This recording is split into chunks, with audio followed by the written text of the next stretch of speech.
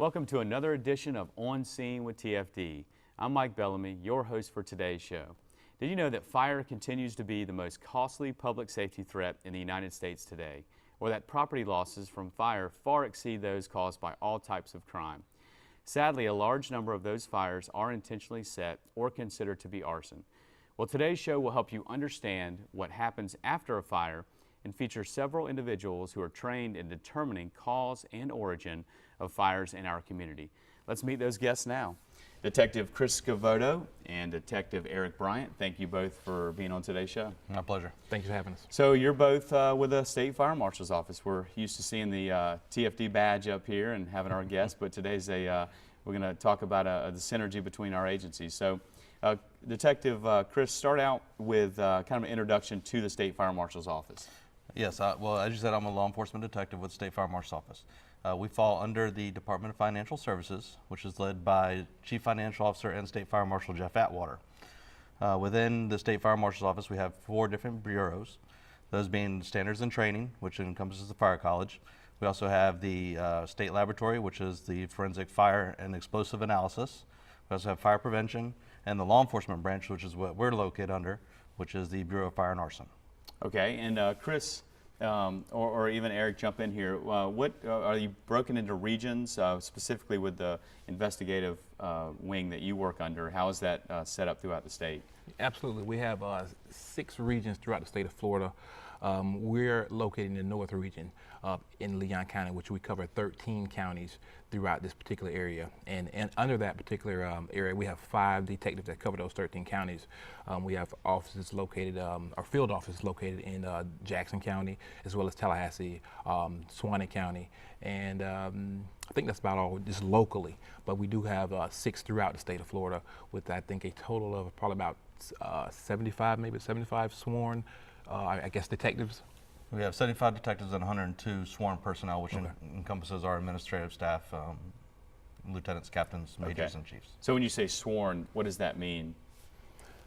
That is law enforcement certified to make arrests or you know. So you have those arresting powers. That's why we see with you carrying the firearm. Absolutely, absolutely. Now is Leon County central in the district that you talk about up here, the 13 counties? Is Leon County sort of in the middle of that? It is, and like Detective Bryant said, we cover from Jackson County to Suwannee County, which is those 13 counties. Leon County is our main and central location. Leon County is also our busiest location. Okay. Now, tell me about the role. Tell me about the position that you serve in. What do you do? Well, our mission is to prevent, discourage, investigate, and prosecute arsons and fire-related crimes. And when I say fire-related crimes, I'm speaking of anything that's related to fire. If we have a local homicide and there's a fire involved, we have car thefts or even thefts in general, and there's a fire as well, we are tasked to investigate that. Okay. Anything else to add to that, Chris? That pretty much covers it. We're not isolated just to fires, like you said. We do cover other crimes as well, because one of the motives for arson is a crime cover-up or concealment. Okay. Now, what is, for our viewers, arson is probably something that, at some point we've seen. I remember as a child we had a unsolved crime in our town where we had a gas station burned up, and I always remember they had that arson sign stuck up there to call the hotline. What is arson? Well, you go ahead and explain that. Arson, according to Florida State statute, is any property that is damaged or caused to be damaged by fire explosion, willfully and unlawfully. So basically, anybody that willfully and unlawfully sets fire to a piece of property, vehicle, is considered to be arson. Right, and there are also, I mean, just because there's a fire does not mean that that's an arson. There are accidental fires all the time, and you actually can have permits to burn. If you go through your local forestry agent, if you have things that you need to burn, you have permits that you can get. One thing I want to stress is that there are accidental fires. We see them all the time, and a lot of homeowners, if they have an accidental fire, they are always a little bit weary of our involvement because they think they could be at fault. An accident is an accident, and that's not what we're there for. We're there for primarily to determine the origin and the cause of the fire, and that's our first first hat that we wear. Once we determine the origin and cause of the fire, if we deem that there's been foul play or arson involved, and then we go into our investigative role to try to figure out what happened and who did that. You know, it really surprised me when we looked at the numbers of with fire being one of the largest or the largest factor in terms of dollar loss, so even above crime. Statewide, you were sharing with me before the show about we had 27 million, I think it was. Talk about some of those numbers in terms of dollar loss to arson. In 2013, the total loss was approximately $157 million, with $27 million of that being related to the arson and damages. Leon County experienced $11 million worth of damage caused by fires. Statewide, the State Fire Marshal's Office, we work approximately 3,300 cases a year. About 40% of those are arsons, which is approximately 1,400 cases are arson throughout the state. And Eric, I mean, when you look at the statewide, not you guys, are you familiar with some of the stats statewide? Obviously, even though you work up in this area. Well, I'm not don't know the exact number of statewide. I know nationally, I did a little bit of research and I was reading, and there was about 1,500,000 fires nationally, and I think it was probably about 300 or 500. I think it was 500,000 of those were being structure fires, and of that 500,000, about 56 or almost 60% of those would be residential fires or home fires where people are living with their children and their families. And I think we talked about 40% of the total fires 40% are attributed to arson. Absolutely. Okay. Nationally, I mean that's the national number at this time. And the first thing I think about is like you said, the residential. I think about that. It's a broader scope than that, right? It's not just arson to the homes. Right. What else are we talking about that people are out there setting on fire? We're talking about wildlands. There's quite a bit of damage to our wildlands every year through arson. Also vehicle fires or conveyance fires, which is the boats and things of that nature. I think of that national number, about 200,000 of those were vehicle fires. And that has become a growing problem throughout the state. And I'm glad you touched on the wildland fires because you see a lot of that out west. Mm-hmm. Because of the terrain, they have the winds out there that push those fires, and just devastating not only to the property but also to the factor that the human lives. I mean, many people die every year out west. Do we have those here in Florida though? We have wildland fires. We do, absolutely. We have a great agency, Division of Forestry, that handles the wildland fires. We actually do not investigate those, but they are very competent and they do a great job of that. Okay, good deal. Will you stick around for another segment? Sure. Absolutely. Okay, fantastic. When we return, we're going to talk more about how we determine the cause and origin of a fire. Don't change that channel.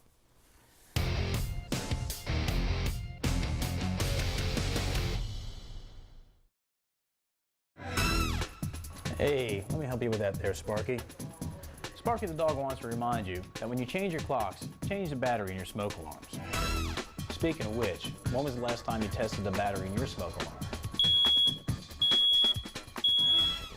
At least once a month, push the button on your smoke alarm to make sure it's working properly. Remember, test alarms for life.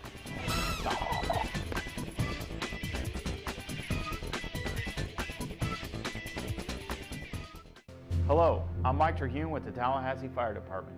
Did you know the chance of fires caused by candles greatly increase during the winter months?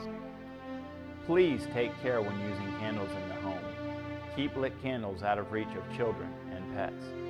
And remember, never leave lit candles unattended in the home. When you go out, For more life-saving tips, visit the Fire Department's website at talgov.com.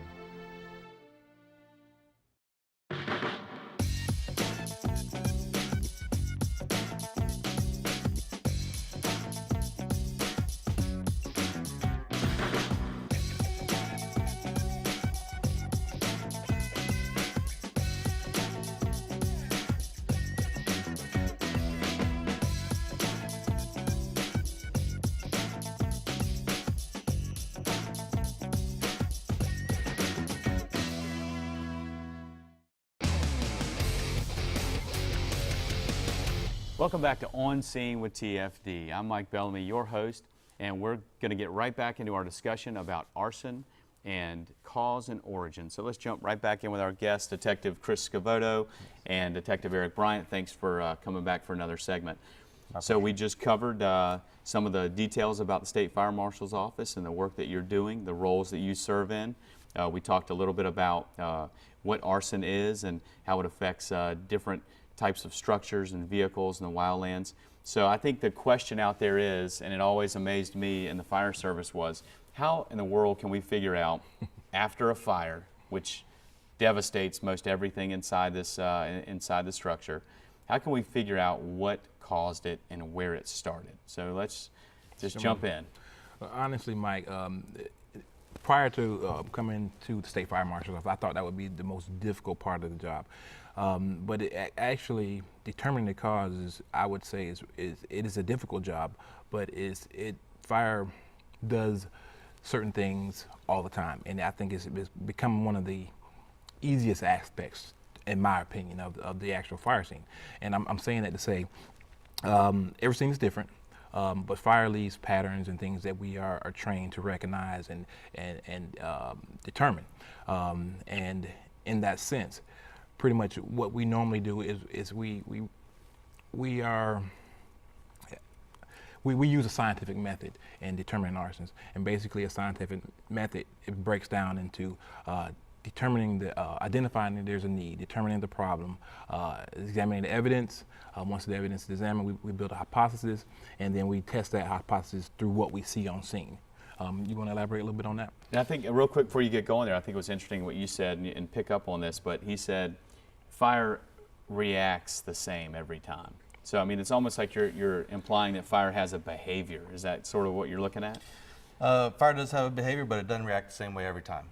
There's different characteristics for every fire scene, depending on humidity levels in the house or ventilation. Okay, but you know what those things are. Yes. I mean, you're able to sort of go down each path and look at what may be affected in that way. Right, and we are constantly going to school and doing training to help us learn and to maintain our proficiency in determining those and examining those burn patterns. Determining how fire behavior, how the fire reacts to certain materials.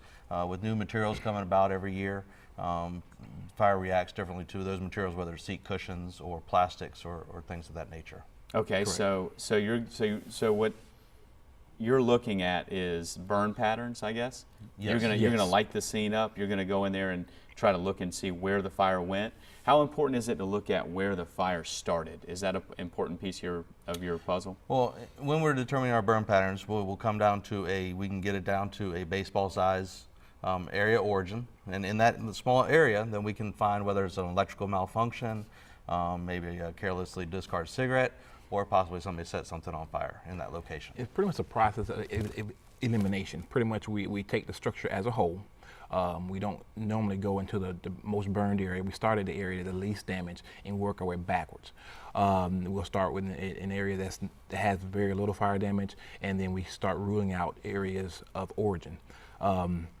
And once we get it down to that particular area, then we can kind of find out what was in that area and narrow it down from there. And then going a little bit further, if we find the particular area there's no electrical equipment or components, then we can take samples. And then I know you're going to try to maybe get into that a little later, but we have a great laboratory out in Midway that processes our samples from our fire scenes. And not to interrupt, but also not only do we have a great laboratory, but if we do suspect arson or the presence of an accelerant, we also have the capability of bringing in an accelerant detection canine. Absolutely. We have canines located in 5 areas throughout the state. So we use those canines as a tool that dog will come in and help us indicate if there's any accelerant present. Okay, and why is that important? What would be the significance of there being an accelerant? That indicates that we have a criminal intent there. Okay. So K9 is, like I said, a great tool that we have. We're currently working on getting a K9 here in Leon County that will help us out tremendously, because right now I think our closest is Panama City? Panama City and Jacksonville. In Jacksonville. But we're currently working on one here in Leon. And pretty much 9 times out of 10, if we have a fire and there's a wall standing, we can determine a great origin or cause and origin. But we do have scenes where there is just total devastation. And we can determine some fire patterns, but there's a lack of structure around it. So a K9 in that particular scene will be priceless to help narrow down any accelerants. Yeah. Now let's jump into the motives. Why do people commit arson? We already touched on one earlier with the cover-up of a crime. You also have financial motives, whether people are trying to get out from underneath their house or vehicle, maybe can't make the payments or something of that nature. You also have revenge factors, boyfriend, girlfriend, husbands, wives. You also have some extremism and things of that nature. So what's important, I guess, for the viewers to note is that if you're out there looking at some of these, which could have been insurance or getting out from under a payment or whatnot, financially motivated. That's an insurance fraud issue, right? Absolutely. And if you're out there solving and identifying these crimes, that is a direct impact on reducing, I would think, reducing the rates of our insurance. Is that not true? It is. It's directly correlated to that. Every time the insurance company pays, the consumer is going to obviously pay a little bit more to make up for those lost costs. And we have a bureau here, and also throughout the state, our insurance fraud, and they handle the insurance aspect of it. We work hand in hand with them, and if we deem there's a financially motivated crime, we also get those guys involved to work the insurance side of that. What kind of penalty is somebody facing if they're convicted of arson? For any kind of structure fire, depending on if it's occupied or not, it could be a first-degree felony, which is up to 25 years. Conveyance such as a vehicle or something like that is a secondary felony. Here in the state of Florida, we have a 42.5% clearance rate, where nationally that clearance rate is 18.5%. So the state of Florida actually has more than doubled what the national clearance rate is. So we are very proficient in what we do as far as our law enforcement here in the state of Florida. And that's a lot of credit to our partners that help us out, which you guys, the Tallahassee Fire Department, our local communities that we work with, because we are a assisting agency. Normally, if a fire event happens, the local guys respond, and they call us to assist. And without the help of the local community, a lot of things would go unsolved. And that's one of the things I would definitely like to get across to you guys, and we appreciate all the things that the local guys provide us with. And that leads me into another thought, which was the lab. You're one of the only states in the country that have the lab right here, and I think it was like a 6-day turnaround on the evidence that you collected at a fire scene. I was amazed to see that. Yes. That's phenomenal. Yeah, the laboratory is tremendous when it comes to determining origin and cause. I mean, like I said, we collect samples on scene, and once we get it to the arson lab, if they can turn that around in 6 days, it is tremendous for our clearance rate. Okay, great. All right, well, we're going to bring in Lieutenant Kathy Golke in our next segment, and we're going to talk about how the Tallahassee Fire Department sort of starts this whole chain of custody and identifies these arsons. So stick around for another segment. All right, Mike. Don't change that channel. More talk about arson when we return.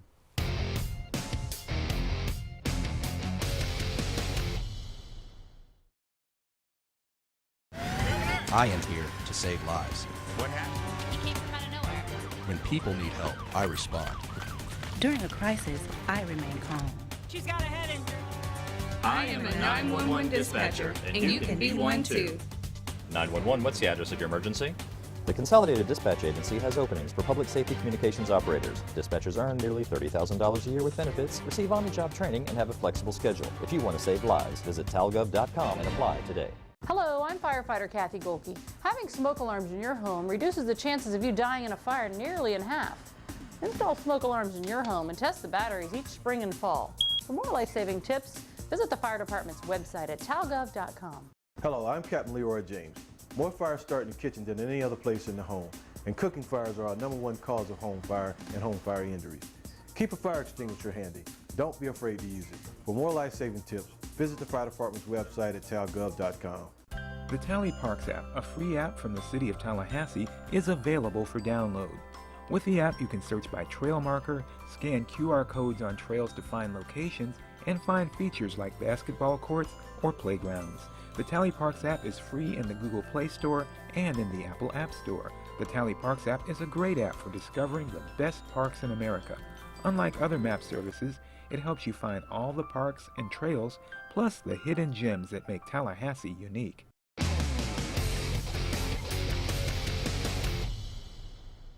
Welcome back to On Scene with TFD. Today's show is all about arson and how cause and origin is determined in our community.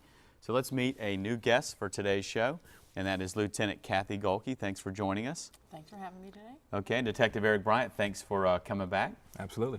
So we've covered some topics today that are pretty interesting, talking about the cause of fire, and that's oftentimes the last piece of the scene that comes together. We get the call, we respond to the fire, we extinguish the fire, and then that last part is trying to figure out what happened.